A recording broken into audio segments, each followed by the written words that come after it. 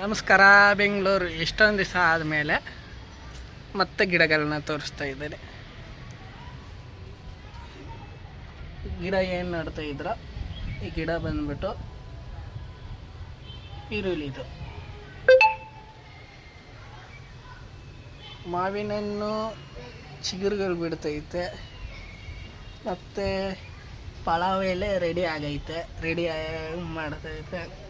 ಮತ್ತು ಬಂದ್ಬಿಟ್ಟು ಆಪಲ್ ಗಿಡ ಚೆನ್ನಾಗಿ ಬಂದೈತೆ, ಮತ್ತು ಲವಂಗಮ್ ಚೆನ್ನಾಗಿ ಬಂದೈತೆ, ಮತ್ತು ಬಂದ್ಬಿಟ್ಟು ಮೆಣಸು ಬರ್ತೈತೆ.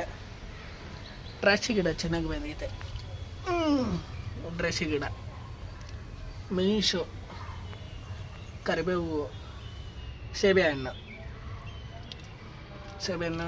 ಚೆನ್ನಾಗಿ ಬರ್ತೈತೆ. ಮತ್ತು ಬಂದ್ಬಿಟ್ಟು ಮೆಣಸಿನ್ಕಾಯಿ, ಪೈನಾಪಲ್, ಮೆಣಸಿನ್ಕಾಯಿ, ಸ್ಟ್ರಾಬೆರಿ, ಆಪಲ್ ಗಿಡ, ಸ್ಟ್ರಾಬೆರಿ ಗಿಡ ಚೆನ್ನಾಗಿ ಬರ್ತೈತೆ.